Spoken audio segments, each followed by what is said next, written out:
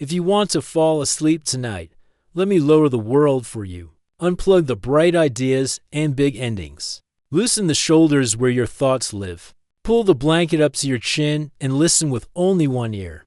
The ear that knows how to find a story in the quiet hum of the night. Once, on a long, cool evening where the city lights looked like tired fireflies, a place outside of Phoenix folded itself into stillness. Houses exhaled air conditioning and secrets. The highway sounded like a distant river. Somewhere an old dog learned the shape of a porch light and refused to worry about the dark. The desert breathed around the suburbs, a slow, low rhythm, and in that breath the ordinary world seemed to pause. Like a film caught between frames, Rosa had the kind of hands that remembered instruments, the creak of her father's wrench, the soft click of a well-oiled camera, the way a needle finds the groove on record. She kept them busy because busy hands keep questions from gnawing at sleep. Tonight she was on the roof of a low, sun-baked house, the neighbor's satellite dish gleaming like a dull moon, her coffee gone cold in a chipped mug. Beside her nephew Leo had his knees pulled to his chest, childish and wide-eyed under the comfort of a faded hoodie. They were both waiting for the sky to tell them anything at all. Rosa had been a meteorology tech once, which means she had learned to read silence the way others read the weather. She could tell the barometric mood of the air by listening to the way the palm fronds trembled. Leo, at 12, learned the stars like a new language. He could find Orion by the shape of his father's old watch, the Big Dipper and the smear of spilled milk that someone called the Milky Way. They were not expecting anything. Expectation is loud. It tightens muscles and brightens eyes in a way that makes even the night defensive. What came was quieter, an unshouted invitation, not the whistle of a plane, not the whining of a helicopter, but a measured hush, as if someone had slid a velvet curtain across the sky. At first it was to pinpricks, distant, arranged like a pair of slow, blinking eyes. Then a third light joined, then a line. The lights did not blink like aircraft. They lay there, honest and steady, like lamps hung from an invisible scaffolding. They moved together, as though the universe had stitched them into a single seam. The seam drifted over the stubby silhouette of Camelback Mountain, casting a slow, patient shadow that swallowed street lamps and replaced them with something that felt both older and softer. People downstairs stepped out onto porches with cigarettes or rolled down windows to watch. A television left tuned and forgotten spilled a half sentence into the air. And then nothing else mattered. Rosa's heart thudded in the same quiet rhythm as the lights, not from fear, not entirely, but from the recognition that the world had altered its tune. They kept coming, a procession that didn't race but composed itself like a hymn. There were no engines, only a sound you could feel in your teeth, a low, constant throbbing beneath the skin of things, like a distant monsoon that had forgotten how to be rain. The lights arranged themselves in a shape that took your breath not by surprise but by inevitability. A vast, dark triangle, rimmed with warm amber, moving with the slow certainty of a tide. Leo whispered, because the night asked for whispers. "Is it?" "Not a plane," Rosa answered, and in her voice was a strange steadiness.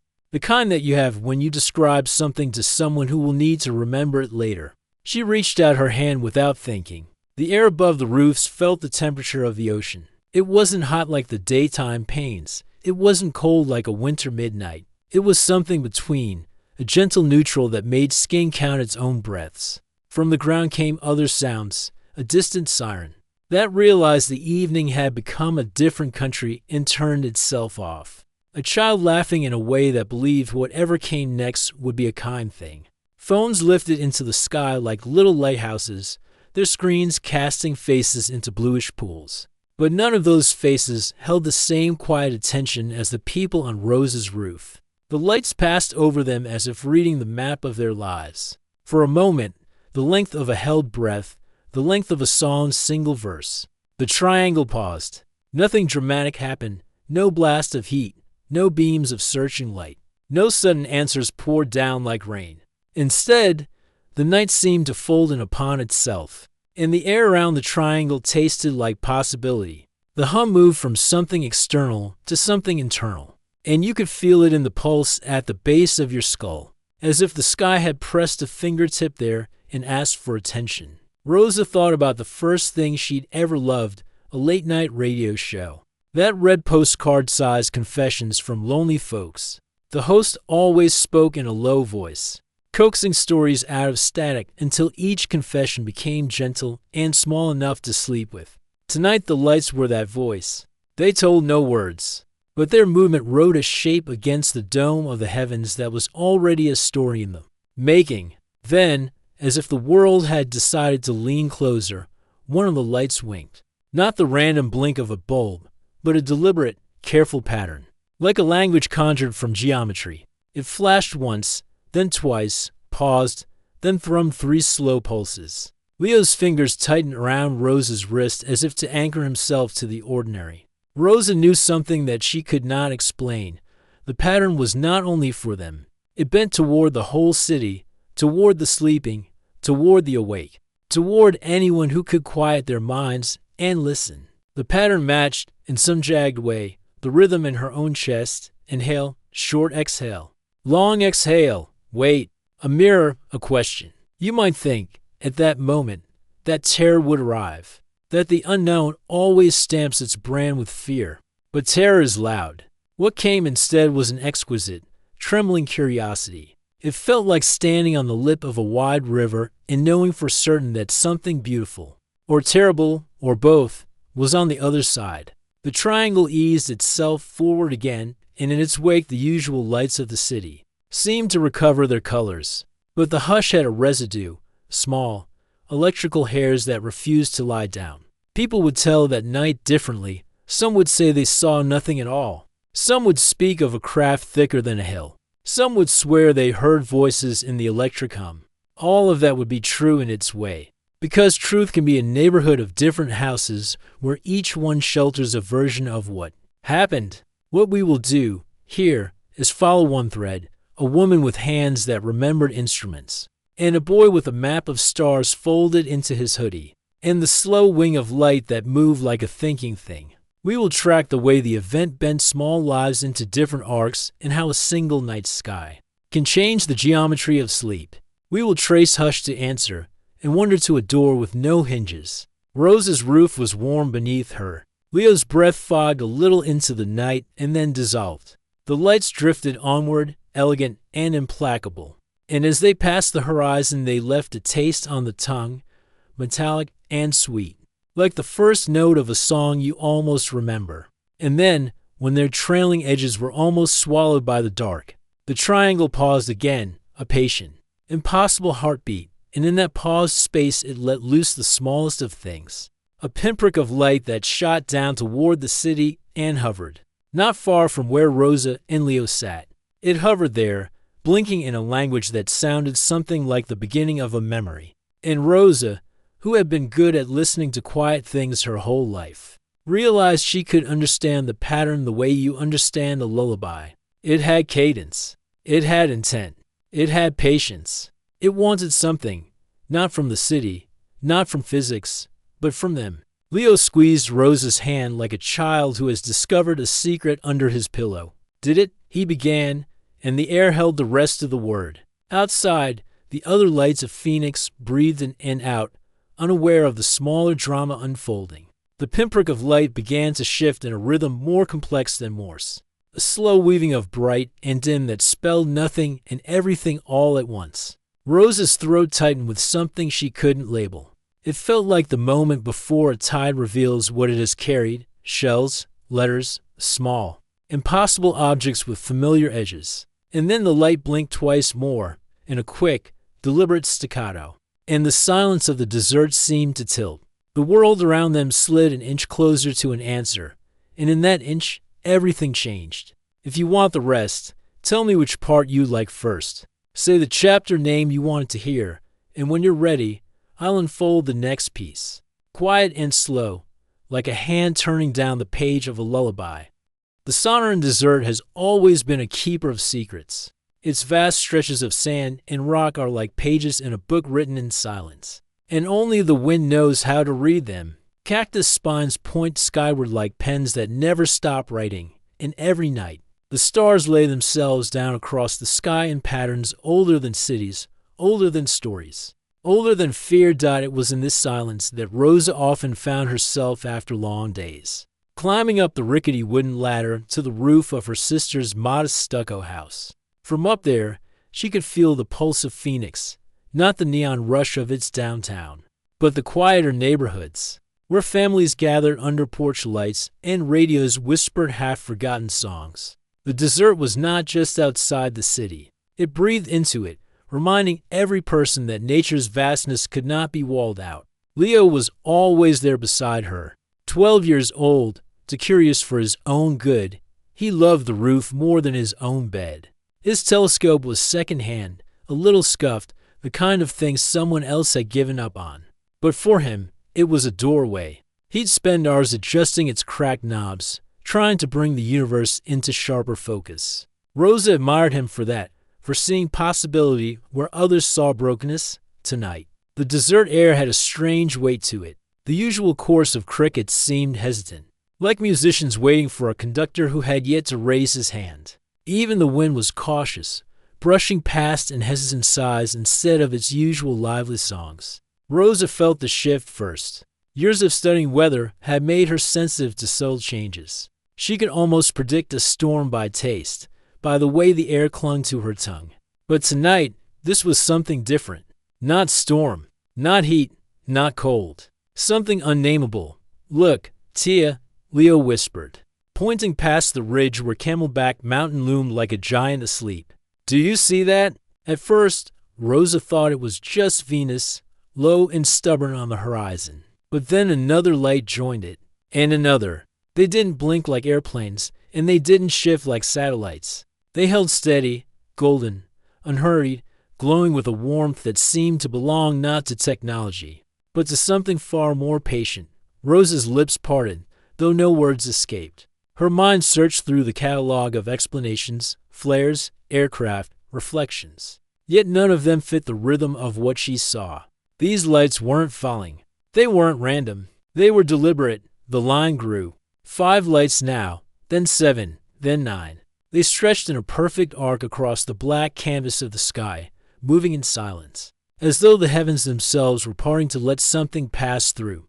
Down below, a dog began barking, sharp and desperate. Another answered, then another, until the neighborhood filled with uneasy sound. Porch lights snapped on one by one, spilling artificial yellow into the desert night. Rosa could see neighbors stepping out, shielding their eyes, their heads tilted skyward in disbelief.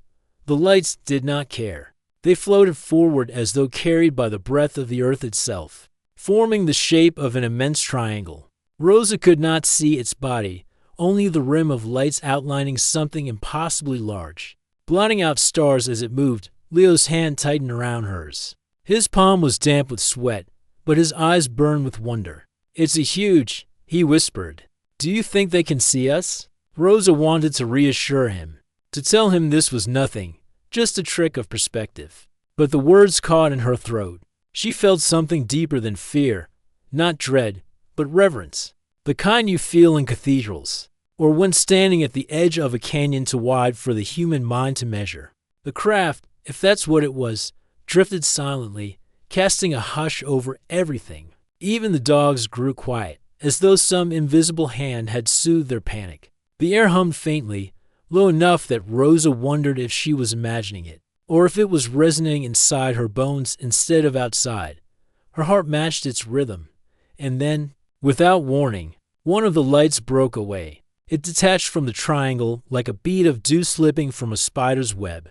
Slowly, carefully, it drifted downward, toward the very neighborhood where Rosa and Leo sat watching.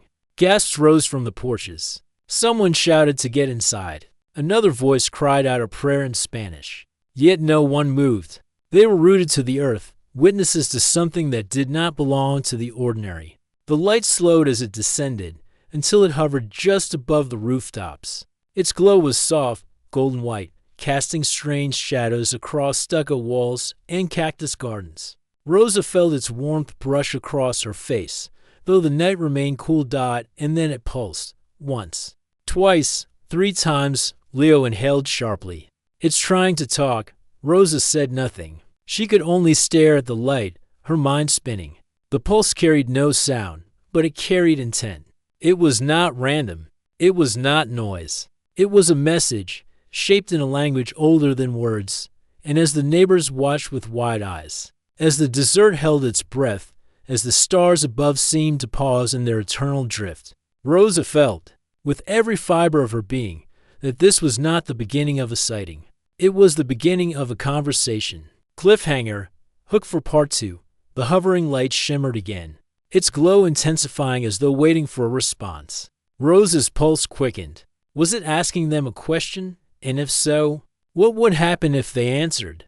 The light hung in the air like a lantern without a flame, weightless and steady. Its glow painted rooftops in shifting gold, reflecting off car windshields and window panes, shimmering against the desert stillness. It seemed almost alive, not just an object, but a presence. Rosa stood frozen, her breath shallow, as though inhaling too deeply might disturb it. Leo, on the other hand, leaned forward with reckless curiosity, his young face lit by the glow. It's waiting, he whispered, as if the light could hear him. Waiting. That was exactly what it felt like. The pulses came again, a sequence of flashes, short, long, pause, long, short, long. They weren't random. Rosa recognized the rhythm instantly, though not in any language she had ever studied. It was a pattern, deliberate and patient, like the tapping of fingers against a table when someone wants to be understood.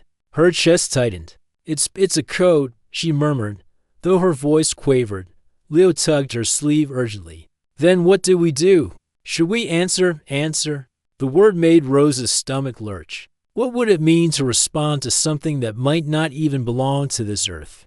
To acknowledge it was to step across a boundary. To admit that the night sky held more than distant stars and passing planes. Down below, neighbors whispered frantically to one another. Someone tried to film on their camcorder, its red record light blinking nervously. A man in a pickup truck shouted that it had to be military flares. But the shakiness in his voice betrayed him. Nobody moved closer, yet nobody retreated indoors. Curiosity pinned them in place. Rosa felt Leo's grip on her hand tighten. His eyes weren't afraid. They were shining, full of awe. In that moment, she realized the choice might not be hers alone. If this thing was reaching out, if it was seeking contact, then maybe, just maybe, it had chosen them. The light pulsed again, short, long, short. Then it paused, as if waiting for a reply. Her heart pounded. She didn't have instruments, didn't have technology. All she had was instinct. Slowly, almost without thinking, Rosa raised her free hand. She clenched her fist, then opened it wide, once, twice, 3 times, mimicking the rhythm as best she could. Leo gasped. Tia, you're answering it. The hovering light brightened, its golden glow intensifying until the whole street was bathed in its warmth. It pulsed back, faster this time, almost eager. Like a teacher thrilled a student had understood the first lesson. The hum in the air deepened, a low resonance that seemed to vibrate through bone and memory alike. Rosa could feel it in her ribs, in her teeth, in the soles of her feet. She felt as though the light wasn't just outside anymore, but inside her, threading itself through her thoughts. Images flickered in her mind, sudden and vivid. A desert much like this one, but under twin suns. A canyon carved by rivers that glowed faintly blue. A sky where stars bent and curved like rivers of light. The visions came in fragments, too quick to hold, yet undeniably real. Rosa staggered back, pressing a hand to her forehead. It's showing me something. Leo's eyes widened. What do you mean? What do you see? But before she could answer, the light changed. Its glow narrowed, focusing into a thin beam that reached outward. Slowly, deliberately, it traced across the rooftop until it fell upon Leo. The boy froze, caught in the beam like a moth in moonlight. His lips parted, but no sound came. The golden radiance wrapped around him, gentle, not burning, but insistent, like a hand resting on his shoulder. Rosa's heart leapt into her throat. No, she reached for him, but Leo's face was rapt, his eyes wide with wonder. It's talking to me, he whispered, barely audible. The light pulsed again, slow and steady, in rhythm with his words. Rosa watched helplessly, torn between fear and awe, as her nephew stood transfixed. His small shoulders squared, his head tilted as though listening to something far away. "What is it saying?" Rosa asked, her voice breaking. Leo blinked, his gaze locked on the hovering sphere. "It says, 'We've been waiting for you.'" The words hung in the night like a secret too large for human mouths. Round them, the neighbors gasped and murmured, some crossing themselves, others whispering prayers. But Rosa could only stare at the boy, at the impossible truth hanging in the desert air. The light pulsed once more, slow, deliberate, final, before drifting higher. Rising above the rooftops, it hovered for a moment longer, then shot silently back toward the massive triangle still gliding across the sky. Rosa clutched Leo's arm. "What did it mean?" she demanded, her voice trembling. But Leo didn't answer. His eyes were still distant, glowing faintly in the reflection of a light that no longer lingered. Cliffhanger, hook for part 3, as Rosa tried to shake him back to herself. Leo finally whispered, his voice calm, as though repeating something he had memorized. "They said it's not the first time, and it won't be the last." The desert was not silent anymore. It thrummed with an energy Rosa could not explain, like the ground itself was listening, like the air had learned how to carry secrets. The great triangle still floated high above the city, its amber edges stretching wider than imagination, while the smaller light that had spoken to Leo disappeared back into its vast shadow. But Rosa's heart had not steadied. She gripped her nephew's shoulders, searching his face. His eyes were still wide, reflecting starlight, but there was something else now, a depth in them, as though he were listening to a voice that nobody else could hear. "Leo," Rosa shook him gently. "Tell me, what did they mean? Not the first time? Not the last?" His gaze shifted to her, unfocused, dreamy. "They've been here before. Lots of times. People just forget." The words chilled her. Forget. That was worse than denial. Worse than fear. What if people weren't lying when they said nothing happened? What if they simply couldn't remember? The triangle glided further across Phoenix, slow and silent, casting its strange hush over neighborhoods, highways, and desert valleys alike. Reports would flood later, blurred videos, shaky voices, half-lost details, but Rosa and Leo felt the truth in their bones. This wasn't a sighting. This was a return. Down the street, someone shouted, "It's leaving." A wave of relief rippled through the crowd. People lowered their camcorders, ushered children back indoors, muttered reassurances to themselves. Already the explanations began. Government planes, tricks of light, weather balloons. Rosa could hear them clinging to rationality like life rafts, but she couldn't cling. Not after what she'd seen in Leo's eyes. The hum faded, though its echo lingered inside her chest. She wanted to believe it was finished, that the lights would drift beyond the horizon, swallowed by the night, never to return. Yet Leo's words gnawed at her. Not the last. As if to confirm her fears, the boy spoke again, soft and steady, as though reciting something imprinted on his mind. "They'll be back when the desert listens again. When the stars fall quiet." Rosa froze. "Leo, how do you know that?" "I just do." He pressed a hand to his chest. "I can feel it." The neighbors were dispersing now, retreating into their homes, eager to forget. But Rosa lingered on the rooftop, the desert stretching endlessly around her, the stars looking less like old friends and more like doorways. She felt the weight of something vast pressing against her thoughts, as though the universe itself had noticed her. Her phone buzzed suddenly in her pocket, startling her. It was her sister, Leo's mother, calling from work. Rosa hesitated before answering, her throat dry. "Are you okay?" Her sister's voice came through, anxious. "The hospital's going crazy. People calling in, saying they saw lights." I thought of Leo. "He's not scared, is he?" Rosa glanced at the boy beside her, his face glowing with strange calm. "No," she whispered. "Not scared." When the call ended, Rosa turned back toward the horizon. The triangle was almost gone, its last lights fading like embers into the darkness. For a moment, she allowed herself to believe it was over. But then the world reminded her it wasn't. A sound unlike any she had heard before split the air. Not loud, not crashing, but sharp, like glass fracturing across the sky. Rosa's eyes darted upward. A streak of light blazed overhead, smaller than the triangle, but faster, burning a path through the stars. It wasn't falling like a meteor. It was steering. The streak slowed, its glow dimming, until it hovered high above the desert floor. Another craft, smaller, sleeker, its surface rippling like liquid metal. It did not belong to the triangle, and yet it carried the same impossible silence. The crowd below erupted in cries of disbelief. Some pointed, others ran indoors. Rosa's pulse hammered in her ears. Leo, however, didn't flinch. He stepped forward, eyes locked on the new arrival. That one. It's different. Different how? Rosa demanded. His lips curved into the faintest, strangest smile. That one came for us. The craft descended lower, its surface gleaming like water in the moonlight. Unlike the vast, indifferent triangle, this one felt personal, intentional.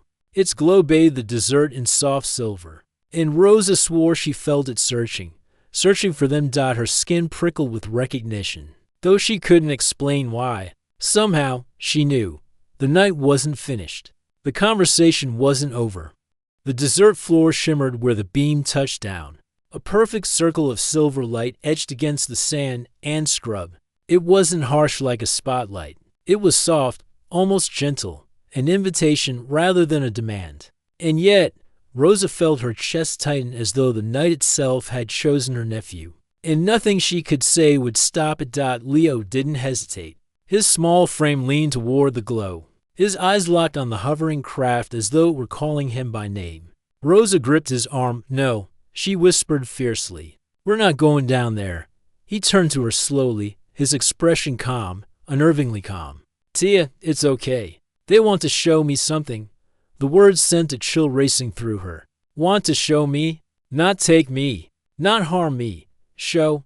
And yet, Rosa's instinct screamed. She had watched storms unfold, watched lightning claw across desert skies, and she knew the moment before danger revealed itself. This felt the same, a threshold. Once crossed, there would be no return to ordinary. Below them, neighbors had gathered again, watching with nervous awe. Some whispered theories, military test flights, secret technology, divine signs. Others simply stared, rooted in the spell of the silver glow. No one dared move closer to the beam, except Leo.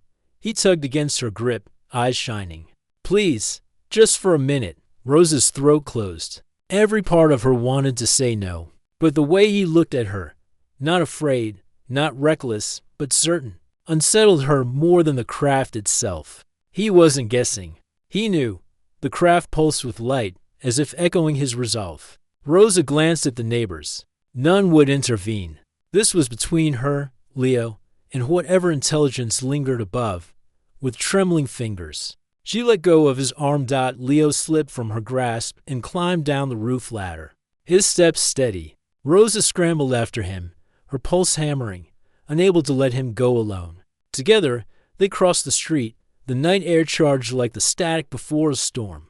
The beam widened as they approached, welcoming them into its circle. Rosa expected heat, or weight, or some force pressing against her skin. Instead, it felt like stepping into a pool of cool water, a gentle resistance that parted around her body. Her hair lifted slightly, as though floating. Leo stood at the center, bathed in silver. His small figure looked almost otherworldly in the glow. He tilted his head back, eyes half closed, listening again to something only he could hear. What are you hearing? Rosa demanded, her voice breaking. He smiled faintly. They're saying, not to be afraid. The beam intensified. Rosa shielded her eyes, heart racing. She wanted to drag him back, to tear him out of the light, but her body wouldn't move. The air held her, cradling her in place. She was no longer just standing in a circle of light. She was inside a threshold, balanced between Earth and something beyond. And then, without warning, the world shifted. The desert round them blurred, edges softening, colors bleeding into one another. The night sky rippled like water disturbed by a pebble. Rosa gasped, clutching Leo's hand, But he was steady, calm, as if this was what he'd expected all along. The circle of light expanded, swallowing the street, the houses, the familiar world. For a heartbeat, Rosa saw everything dissolve into silver, neighbors fading into silhouettes, the desert flattening into haze, the stars bending. Then, clarity returned. She was no longer standing on cracked asphalt. All around her stretched a landscape bathed in pale blue glow, a canyon unlike any she had seen, its walls carved into shapes that hummed with subtle energy. Strange plants glistened with light, their leaves shimmering like glass. Above, two suns burned low on the horizon, one golden, one pale, painting the canyon in dual shadows. Rosa staggered back, breath stolen from her lungs. This isn't Arizona? Leo's grip tightened on her hand. His face glowed with awe. No, this is where they come from. Her pulse thundered in her ears. Was this real? A vision? A projection? The air smelled sharp, metallic, tinged with something sweet like ozone after rain. Every sound was amplified, the hum of unseen currents, the whisper of wind curling through crystalline cliffs. The craft hovered nearby, smaller now against the canyon's vastness. And then, for the first time, Rosa saw movement figures. They emerged slowly from the shimmer of light, tall, slender, their forms indistinct, as though the air itself struggled to define them. Their silhouettes bent and shifted, part solid, part liquid, part light. Eyes glowed faintly, not with menace, but with deep, ancient patience. Rosa's knees weakened. She pulled Leo closer, trembling. But he didn't tremble. He stared back at the figures as though he had known them all his life. One step forward. Its voice was not sound, but vibration, a resonance inside Rosa's skull. You have heard us, and you have answered. The words were not spoken aloud, yet they carried weight, undeniable and vast. Rosa's throat locked, unable to reply. But Leo, small and steady, raised his chin. What do you want from us? He asked. The figure tilted its head, and the canyon seemed to pulse in response. Not want. It answered. Remember. The canyon vibrated with the weight of that single word, remember. It rolled through Rosa's chest like thunder, reverberating into the marrow of her bones. She clutched Leo's hand tighter, but the boy didn't shrink back. His eyes gleamed as though he already understood what the word meant. The figures moved closer, stepping with deliberate grace. Up close, their bodies shimmered between shapes, as though reality itself couldn't decide what they were. Sometimes tall and slender, almost human. Sometimes bending, fluid, with limbs like light stretched across glass. Their faces were suggestions more than features, but their eyes held the calm vastness of oceans, deep and ageless. Rosa's voice cracked as she forced words out. Remember, what? The figure who had spoken tilted its head. The canyon around them responded, walls glowing faintly as though alive. And then, like a tide breaking, Rosa felt her thoughts flood with visions. She saw deserts like her own, but not of Earth, twin suns rising and setting in harmony. Great ships gliding through skies of violet, their lights carving symbols across the heavens. She saw humans too, or something like them, standing in awe as lights descended. Just as she had stood tonight, faces turned upward, hearts thundering, history bending beneath the weight of the impossible. But then, the visions darkened. She saw fire, cities collapsing, skies streaked with war. And she saw the figures, these beings of shifting form, scattering, retreating into silence. Her knees buckled, and she gasped, clutching her head. The canyon blurred, trembling under the flood of memory. Leo steadied her, his small hand warm against hers. They're showing us, he whispered. They were here before, long before us. Rosa's throat tightened, and we forgot. The figure's voice resonated again. Your kind remembers in fragments. Stories twisted, myths rewritten, lights in the sky dismissed. Each time, you are given the choice to carry the memory or to let it fade. Most forget. Rosa's pulse hammered. Was this why people argued? Why some swore they saw nothing while others clung to truth? Not denial, erasure. Leo's gaze was steady, unwavering. But you don't want us to forget this time. The figure regarded him, silent. But the canyon pulsed again. its glow intensifying. And Rosa understood Leo wasn't chosen by chance. Children listen differently. Their minds are soft soil, unscarred by disbelief. Why him? Rosa demanded, her voice trembling. Why my nephew? The answer rippled through her like a chord struck in the center of her chest. Because he still hears. And because you still guard him. Rosa froze. Guard. The word pressed deep, as though reminding her of something she didn't want to admit. That she had always been the one to shield Leo. Through his loneliness, through his endless curiosity, through his quiet nights with a telescope on a rooftop. Her breath came shallow. And if we don't remember, what happens then? The canyon dimmed. The air grew heavy, suffocating. She didn't need the beings to answer. The images had already shown her. Forgetting led to silence. Silence led to mistakes. Mistakes led to fire. Leo's hand tightened around hers. His young voice carried more certainty than she had ever heard in him. We'll remember. I promise. The beings watched him, eyes glowing faintly, unreadable.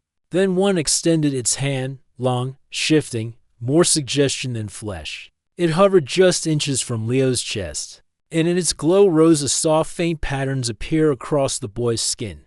Lines of light that curled like constellations. Rosa's breath caught. What are you doing to him? The figure's voice echoed gently. Not doing. Restoring.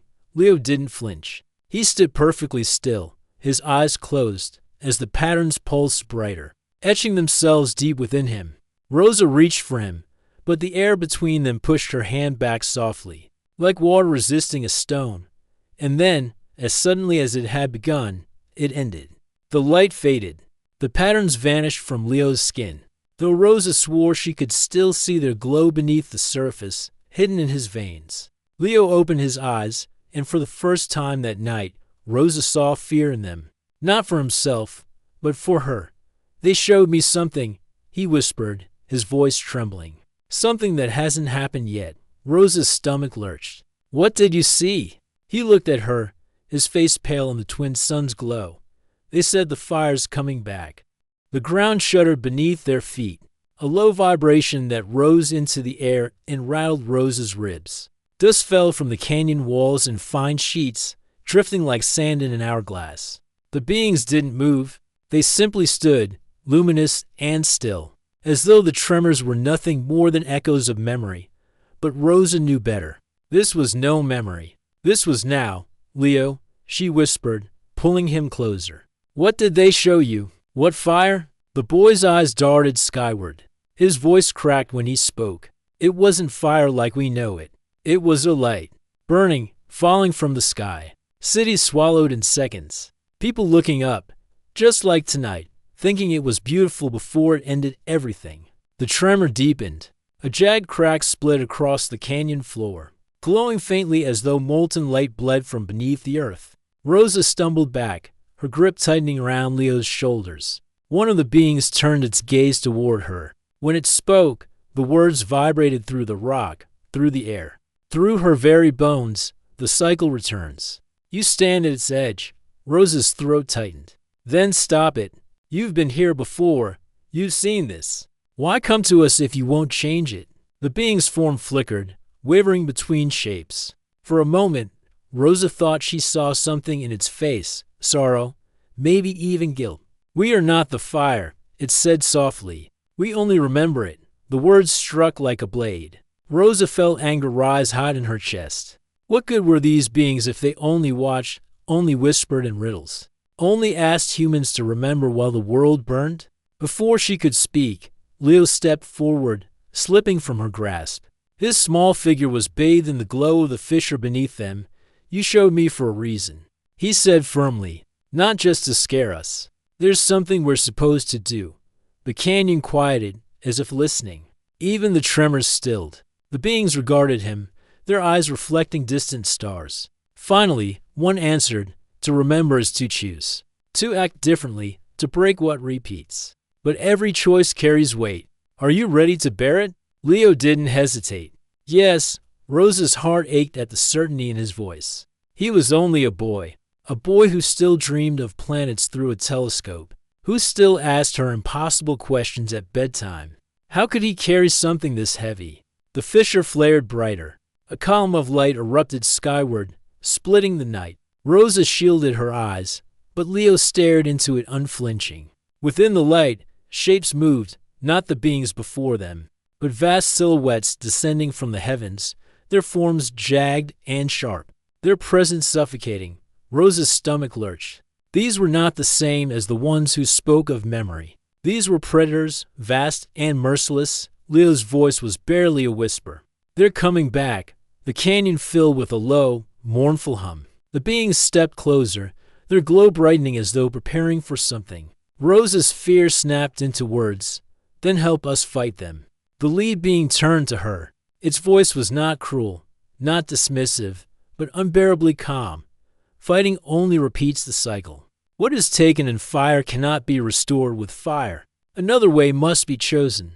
Rosa wanted to scream, to shake them, to demand clarity. But Leo touched her arm, his expression steady in a way that terrified her, Aunt Rosa. He said softly, "They showed me more. There's another way." The canyon's light dimmed, shadows stretching long across the rock. Rosa felt the truth before he spoke it. Her chest constricted. It has to be me. Her breath caught. No, don't say that. Leo's eyes shimmered in the glow of the fissure. He looked so small, yet his voice carried with a gravity that silenced even the beings. I can carry the memory. All of it. If I hold it, the cycle can end. But his lips trembled. It means I won't be the same anymore. The fissure pulsed, sending waves of heat rolling through the canyon. Above, the night sky flickered with strange, unnatural light, not beautiful this time, but jagged and angry. Like a storm tearing holes in the heavens, Rosa wrapped her arms around him, pulling him close, her voice fierce and broken. You're just a child. You don't have to do this. Not for them. Not for anyone. Leo buried his face against her shoulder. For a moment, she felt his small body shake, his humanity raw and fragile. But when he pulled away, his eyes were steady again, glowing faintly with the memory etched into him. They chose me, he whispered. But you have to choose to. The canyon roared with the sound of splitting earth. The light above fractured into shards, each one burning with a terrible brilliance. Rosa realized with icy clarity the cycle was already beginning again, and Leo, her boy, her stargazer, was standing at the center of it. The canyon was no longer still. It had become a living wound, blazing with light as the fissures split wider, spilling brilliance into the night. The air trembled, heavy with a presence that pressed against Rosa's chest until she could scarcely breathe.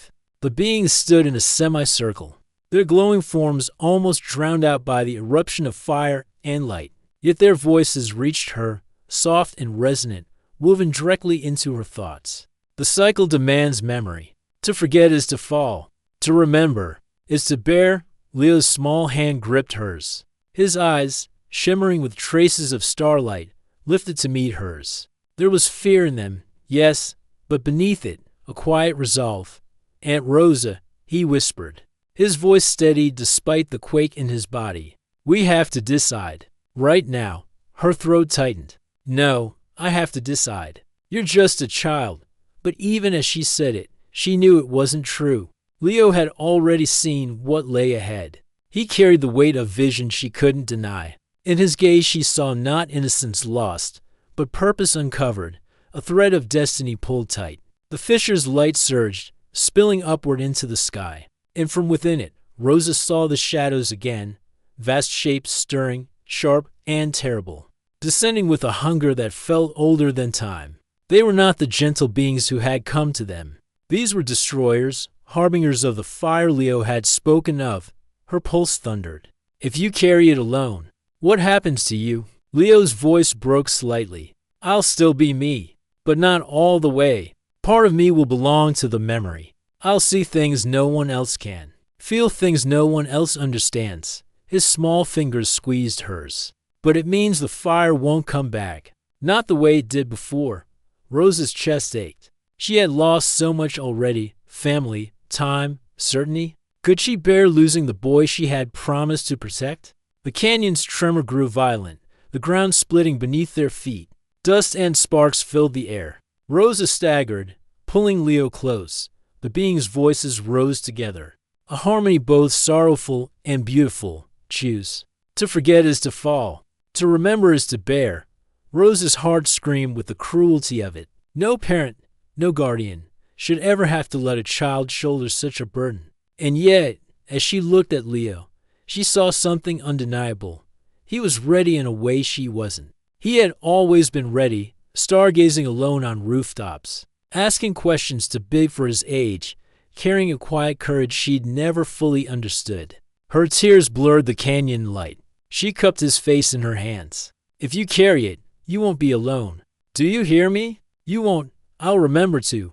Leo blinked up at her, startled. But they said, I don't care what they said, Rosa cut in, her voice fierce despite her trembling. I will carry it with you. Whatever the memory is, whatever it does to us, we'll bear it together. The fissure blazed brighter, as if responding to her vow. The canyon walls hummed, the sound swelling into a song that wrapped around them both. The beings stepped back, their glowing forms bowing in silence. Leo's eyes filled, not with fear, but with relief. He buried his face against her chest, and Rosa held him tight. Feeling the weight of choice settle deep into her bones. And then the light descended.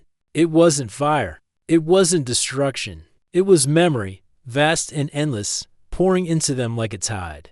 Rosa gasped as visions flooded her mind, ancient worlds, civilizations rising and falling, stars born and extinguished, the endless cycle of forgetting and remembering. She saw the fire that had come before, but also the gentle lights that had guided humanity through the dark.